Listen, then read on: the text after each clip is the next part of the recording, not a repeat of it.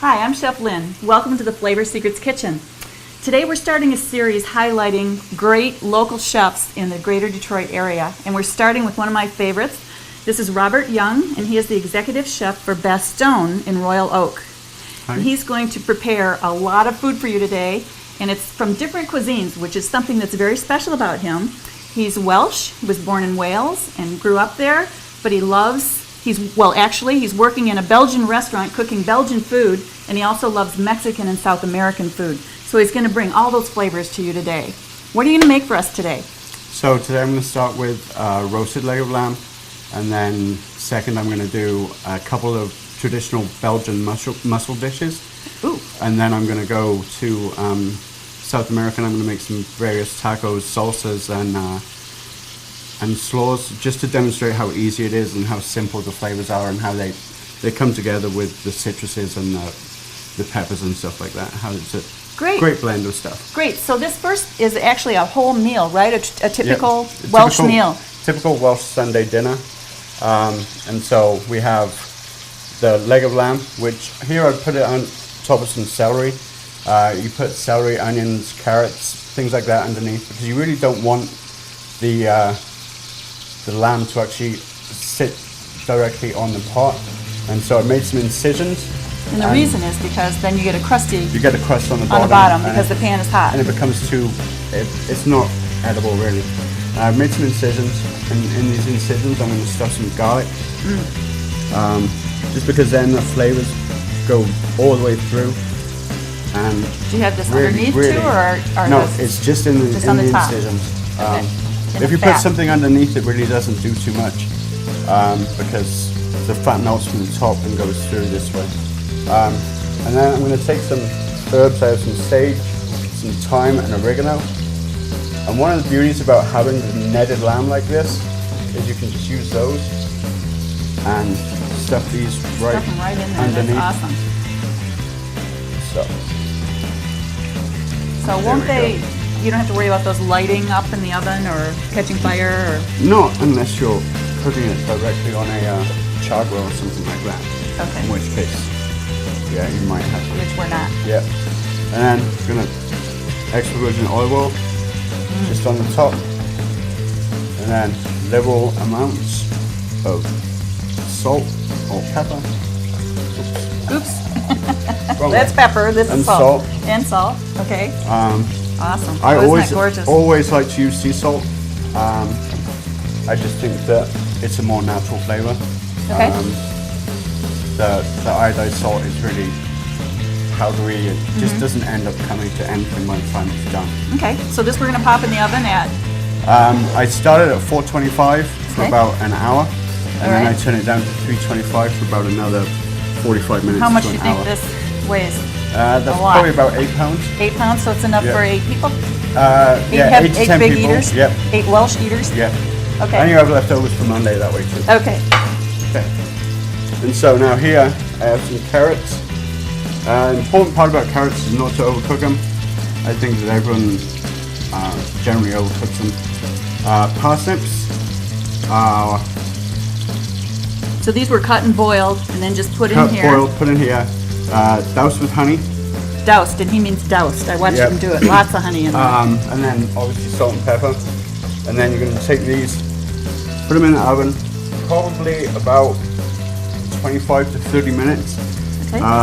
They're going to caramelize. The honey's going to caramelize, and they're going to generate a crust. But you really don't want to overcook them, and that's one reason why the parsnips, you have to make sure they're very, very evenly sized, otherwise they will overcook. Okay, so but you have parboiled these, so they're partially cooked. Yep. So we're really gonna cook them for 25 minutes. Yep. At 325. 325. Towards the end of the lamb coming out, we're going to do that. All right. And so here I have 2 different types of potatoes. I have duck fat, so we have rendered duck fat. Which you buy, right? Which I buy, yeah, but I also use 30 to 40 pounds a week. Wow. So. And this is for a particular restaurant where you serve this. In Monk Beer Abbey we have duck fries, and so we have to have a fryer that's constantly stocked with duck fat. Wow. And here I have minted potatoes. Mint is a very, very traditional lamb accompaniment. And at the end of the show, when we present it, I'll show you a lamb sauce that we always serve with lamb in Wales. Okay. Here I have rutabaga. It's a very, very underused vegetable, I think, in this country. It's kind of hard to get around here. I've found it at Eastern Market and sometimes at Plum Market. Eastern Holiday Market in Royal Oak usually carries it. Love that store. Yeah. Okay. And then also, it's an integral part of pasties, and a lot of people in Michigan, there's a lot of pasties consumed, but they always find that they're missing rutabaga. Really? Okay. And then we need to tell everybody in the UP that. Yeah. The Upers. And then also, the liquid from that is great for thinning down the gravy because it adds a really, really unique pepperiness. This is something I didn't know. You can't get from regular pepper. If you eat rutabaga, it has a hint of pepperiness, and it's not a jalapeno or habanero or even a white or black pepper pepperiness. It's just a unique pepperiness. Not a real spicy though. No, right. It's pepper flavor, not pepper spice. Awesome. And so that's what we have for the first round. Okay, so we've got our whole meal put together here, or we've got the components of the meal, I mean, and then we'll come back and show you how to plate it up later. Yep. So let's move on to our second dish.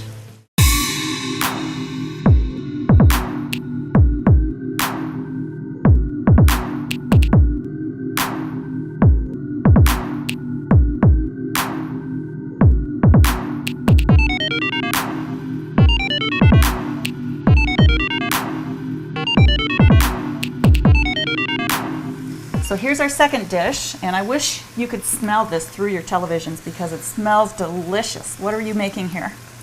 These are going to be 2 mussel dishes. Wales actually is the largest producer of farm-raised mussels in the world. In the world? Yeah. Wow. And then the mussels get shipped from Wales to Belgium. So it's kind of like me, really. So that's why, it's kind of like you, right? So that's why you're making these in a Belgian restaurant? Yeah. Obviously, they're predominant on Bastone menu and on Monk menu. Okay. And so what I do is I start with finely chopped shallots, garlic, extra virgin olive oil.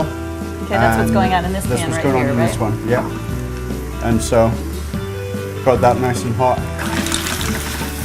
A lot of people seem to forget that when you're cooking mussels, they start with a dry pan, and you really can't do that. Like they won't add oil to the pan for some reason. They don't think that it's right, but it's really essential that you add those mussels to the oil. The oil, and these are live mussels, right? Yep, they have to be live in order to be edible. It seems to me like you have a lot of them in the pan. Do the ones on top get cooked also? Oh, look at this little guy, he's trying to crawl out. Oh, they will.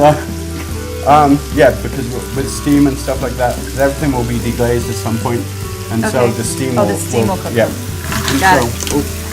And you've got an extra one under there. That one's going to be really quick. Yeah, I'll get them out. And so these two. So we have pretty unique flavors, mussels in Monk and Bastone. Both these appear on the Monk menu. And so we have the mussels, and then with the first one, we're going to add rendered pancetta. Rendered pancetta, which means it's been cooked. It's been cooked, but then we also... Rendered just means melted.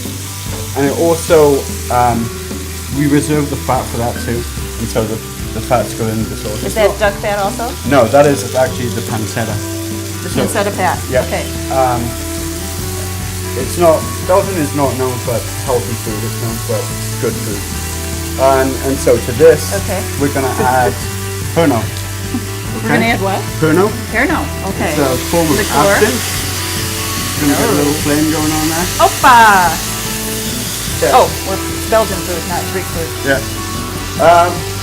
But very, very, very unique. We're going to add some herbs right now.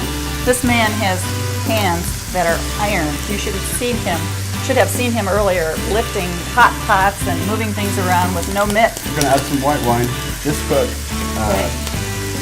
for more liquid actually. That helps cook the mussels. Okay. You have to just kind of watch this. He has just told me that he can't make boxed macaroni and cheese because he can't measure. So I can't give you exact amounts for what he's putting in here. Some cream, right. And what did you tell me about cream? That's 40% cream. Usually people use 36% cream. But with that, you don't have to let it reduce so much and you still get all of the flavor. The fat content is a lot higher in that one. So okay, so we're going to go back to this one, which is wild mushrooms. So we're going to add some wild mushrooms right to here. Okay, so what kind of mushrooms are these? There is it's like oyster, cremini, shiitake, button, and another one. That's it. Okay, that's it. And then we're going to add some clam stock to this one. Some what stock? Clam stock. Yeah. Okay. And then also some mushroom tea. And what we do is, in another part of the restaurant, we have portobellos as a sandwich. And so we take the stems from the portobellos and then we make a mushroom stock out of that. And then we rehydrate porcinis in that. Oh, awesome. So you're And really then cook combining it, and those then we flavors. cook it down considerably Awesome. to Right. make a tea. That is an excellent way to develop flavor. Yep, and then, and see, one thing about Monk is I have two cooks in Monk that are amazing, Matt and Mike. And usually I give them an outline, and this is what I want to use, this is what I want it to taste like here. And they do just a phenomenal job of transforming like my visions into what I want. Oh, that's amazing. That's great So, to have great yeah. backup people like that. So when he says Monk is another part of the restaurant. So there's Monk, there's the Vinoteca. Bastone. Bastone is the finer restaurant, although you can get burgers and things there, Yeah, right? and then also we have Craft in the basement that is a nightclub. Predominantly For dancing, dancing. and fun, and a brewery. Yes. So and we are also one-stop shopping for Saturday night. We're the most award-winning brewery in Michigan, and we're also the Small Brew Pub of the Year in the Great American Beer Festival last year. Great. And so, doing a great job. Very proud of where I work. Very proud of the people that I work with also. I think they're proud of you too. So how long will you cook these? Basically until they're all open. Would maybe get like a cap or another saute pan just to cap them off and generate steam. Okay. So they cook all the way Put another through. one over the top of it, or a pot or something. Yeah. Pot And lid so- or something. Yeah, and you really don't want to overcook them, but you also can't undercook them. And so it's just a case of That's right. You can't undercook them because you can have sliders, right? yeah. And so So it's maybe 10 minutes, guessing? yeah, I'd like to run 6-minute ticket times in Monk. 6 minutes, okay. But once again, it's down to Which I bet you don't use timers either. It's just kind of up here, Yeah, right? it's- Oops, those are ready. the heat of the pan, and it's this. Everyone is so set on like it takes this long, and it's like recipes for mashed potatoes. It's down to like the starch content, Right. and Yeah. I every- remember in culinary school, when I first went in there, I was, well, how long do I cook it? How long do I Yeah. cook it? And the answer was always until it's done. Yeah, and someone will ask me, well, how much do I put in? And I'm like, some. Like, Cook it some. and I really hope when I'm doing things for the first time, Antonio is watching me because he's way better at remembering what I put in stuff. Okay. And so I only like to make stuff one time. And then, as far as I'm concerned, I've made it once, it's done, it's good. Okay, That's I it. think you can tell we have a very hands-on chef here. So those will be our next two dishes, and we'll come back and show you how to plate those later, but in the meantime, we have one more thing to show you. Typical day starts anywhere from 5 a.m. to 7 a.m. Can run until 11 o'clock at night, usually on the weekends. Early part of the week, I try and get done between 5 and 6, maybe go visit my family, spend some time with my kids, do things like that. The important part is coming in early, making sure that all of the orders come in correctly. The quality of the orders is correct.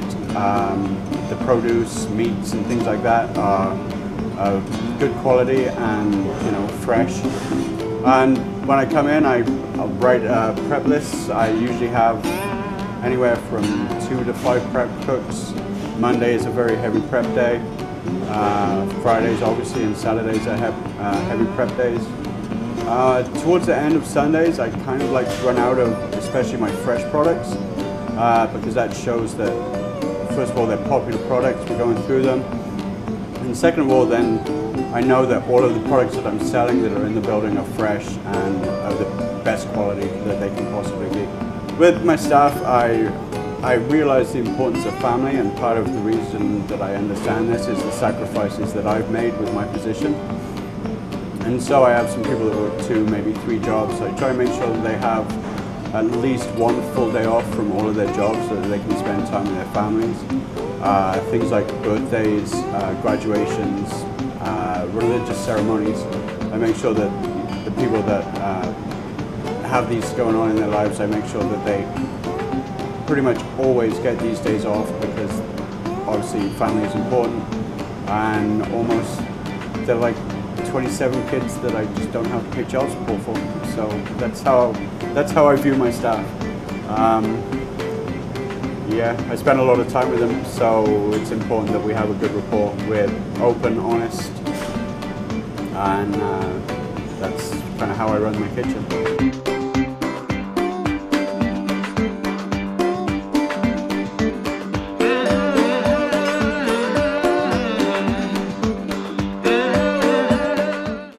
So for his last dish, Chef is turning to South American cooking, and tell us what you're making.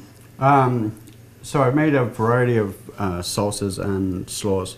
All in about 8 minutes, by the way, so don't feel like this takes forever. Yeah, no, that's one of the beauties of South American cooking, is it's so quick, it's so basic, but yet so vibrant and fresh. And so what we have here is we have a jicama slaw, which is shredded jicama, red onion, and then chimichurri. Just a little bit of red onion, yeah, right? And chimichurri is a spice? Chimichurri is the South American version of ketchup, because they put it pretty much on everything. Okay. And so it's cilantro, it can be cilantro or parsley, and then garlic, some kind of vinegar, apple cider, rice wine, and then garlic, lime juice, and then finish with oil. That emulsifies while you grind it, and so it leaves it a little thicker.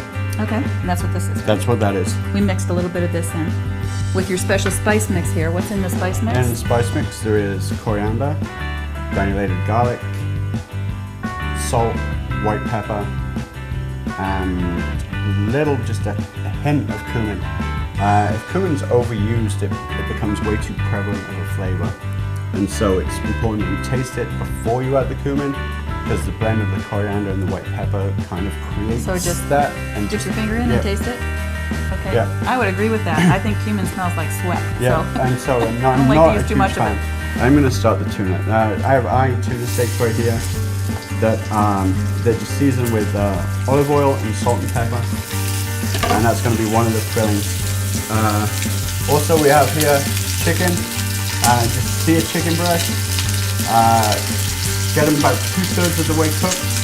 Then add the spice blend and some water. Kind of steam them. What I would prefer to have used for that would be chicken thighs, just because the flavor is a lot better. And also it's less expensive. Way less expensive. So that chicken is shredded. I just took 2 forks and pulled it apart. Yep. And I left one hole so you could see what it looked like before we started shredding. So the tuna's already being turned. Tuna's done. You really don't want to overcook the tuna. If you cook it more than medium, then you may as well buy a can of tuna. So rare, medium rare, and that's good. And then here we have pork belly. And so what you do is you roast the whole pork belly, take it, slice it thin, render it down, and then I just add a canned tomato product. Render it or cook it down a little bit, and then some canned tomato product on top of it. I'm not afraid to admit that I use canned tomato product in in making, like, this is your basic house salsa that's great with chips. Pico de gallo is here, and that is cilantro, cucumber, onion, tomato. It's all so simple, and the vibrance and the freshness of it, it's one of the reasons that I really love to cook. So would these be served at the restaurant or no? No, this is something it's you not, make for it's yourself. not something that we serve at the restaurant. This is what I enjoy cooking. Like, Okay, let's go back to the pork belly a minute. You told me you fell in love with pork belly in Wales, right? Yeah, I went home about 3 years ago after a 9-year gap, and my brother-in-law made pork belly. Seen it at the store and just thought it looked like a slab of fat. I just really never thought about it. And he made it, and it was amazing. Now I cure my own bacon, cure my own pancetta, and pork belly appears on all of the menus in the restaurant. And your restaurants are all 100% from scratch, right? Yep. Okay, and one more thing about the pork belly. You told me you like to get it with the skin on. Skin on is So you really, get the really crackle. important because you get the crackling. And it's, if you cook it right, it basically self-renders while it's cooking. You just cook it low and long. And then at the very end, I put it in...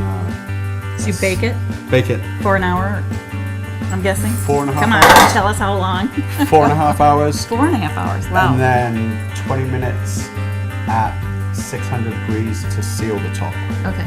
And then he just sliced it into Yeah. pieces, added the tomato product, Yep. put a little water on it, Put and it that down. is your filling for one of the tacos? Yeah. And so that goes with the apple salsa right here. Okay. And it's just, with the abatillo, it is 2 tomatillos, an avocado, salt, pepper, garlic, lime juice, just ground together. Like, simple. We put it in the food processor. 45 seconds. So that's all. And this smells so fresh. It smells like a garden. And really, that's why I love it. Like, Okay, so we've got all of our pieces. Did we talk about everything? We talked about this? yep. Okay. Apple slaw, tell me again what each dish is. Okay, this is jicama slaw, apple slaw, Okay. just a basic salsa, abatillo, chimichurri, and pico de gallo. Okay, and we've got our meats cooked and ready. We'll be back in just a minute to show you how to plate everything up.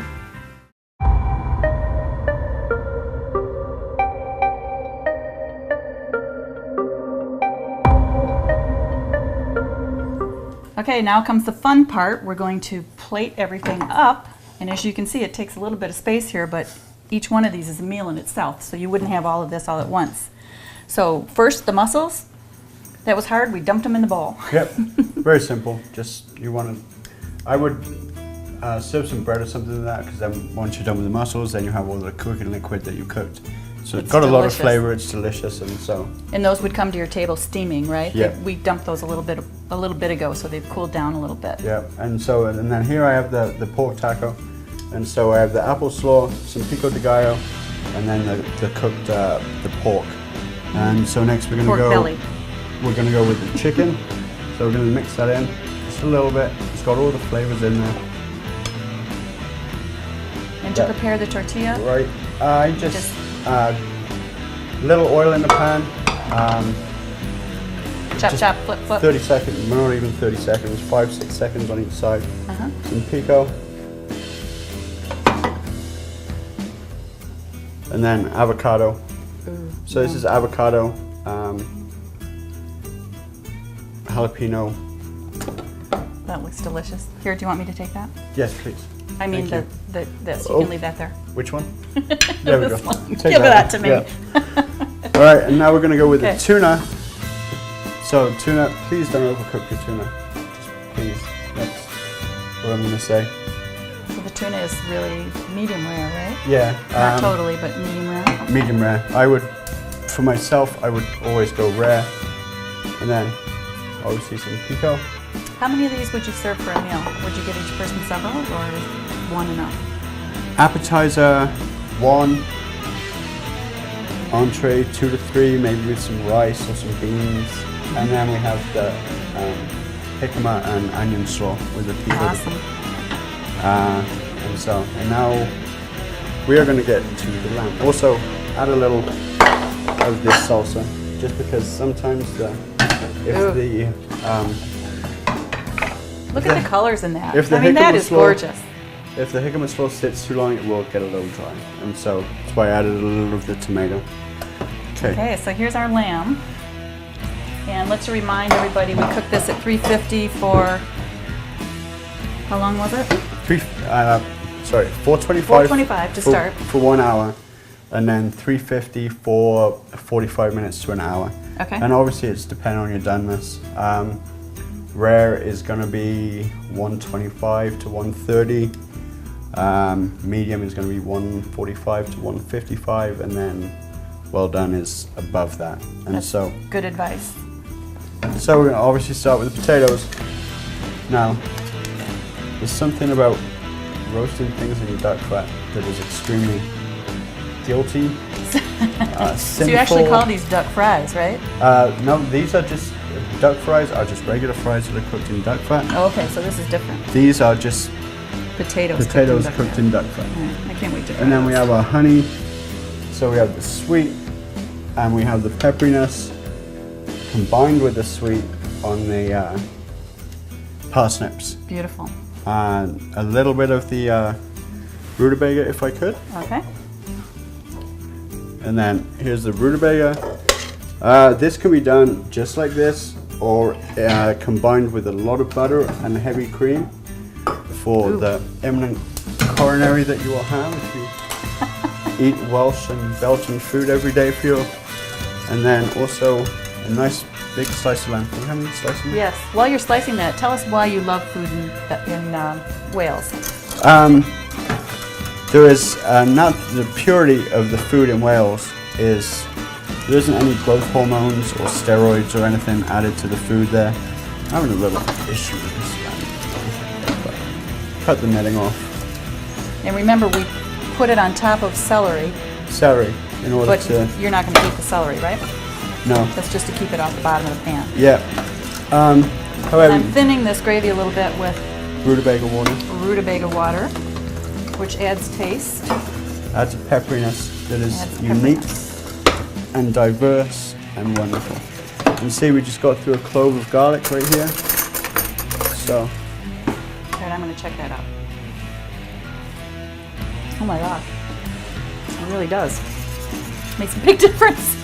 yeah. You can really taste it. Wow. And so yeah. That's why. There we go. Okay, and you want your gravy Yeah. on the lamb? Thank you.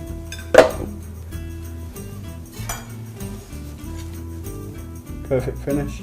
Okay, I think I'm going to be going to Bastone a little more often and letting you cook for me. Anytime. Those are 4 gorgeous dishes. Thank you. Thank you for coming. I don't know what to say. It's so beautiful and you did such a great job, and I really appreciate that you came and showed us how to do that, and we'll all try it at home, I'm sure. Thank you for having me. So Bastone is in Royal Oak at 5th and Main, and this is Robert Young, their executive chef. Thanks so much for coming to the Flavor Secrets Kitchen. We really appreciate it. Thanks for having me. Enjoy.